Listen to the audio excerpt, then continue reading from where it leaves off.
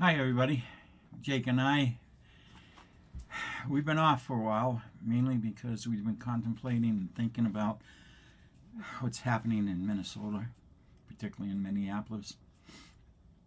And I can't believe that two white citizens of our country have been shot down, cold-bloodedly murdered by members of a so-called police force.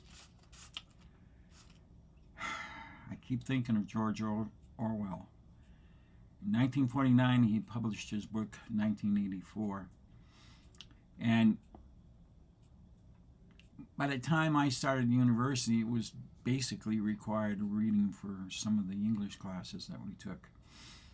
And as hard as I tried, I just could not finish the book. So, in those days, you bought the little booklet that gave you all the information about what you were reading and used that to write your essays and so forth.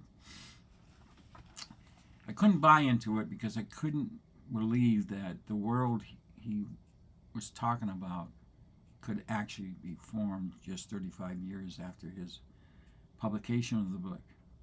No way. Indeed, it was On the Beach and Earth Abides were my two go-to books about the future of the planet and of Earth and of society. I still think the future in the book Earth Abides is still a very distinct possibility. However, I never thought 1984 would ever become a reality. Unfortunately, Orwell was just 40 years too soon with his book. Today we have a male nurse and a mom, both white folks shot down in public streets. Children being forced to either lose their parents or they themselves being sent to holding cells far away from their homes. And when released, they have to find their own way back home. We have a leader that says if you believe in the Second Amendment, but if you carry a gun, you're a criminal. We have masked men without warrants invading homes, schools, and hospitals. A few years ago, there was a series of movies called The Hunger Games. Now it looks like we're now seeing the new version right on our streets.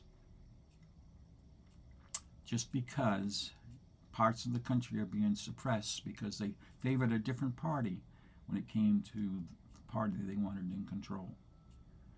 Where a leader threatens military intervention to a foreign power because of protests in that country and then suppresses those same protests in his own country.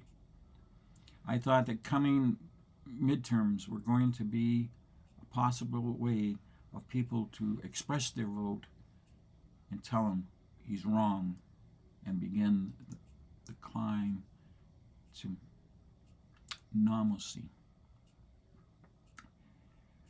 But when you look at the damage he's done in the past 12 months, I fear that another 10 months of his control. Oh, we have Jake really upset. He and his friend, Joey, have found something that's making them a little upset. Jake, welcome to the family here.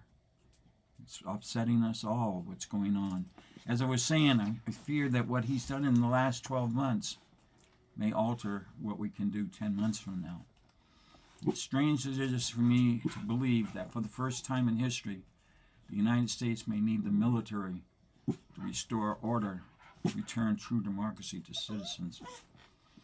I believe the America's forefathers saw the possibility and built into the country's foundation the structure to prevent a dictator from ever controlling the country. I just hope they're right. Anyway, peace to Minneapolis and the people of the United States. Jake and Jake's a little excited as well. Good night.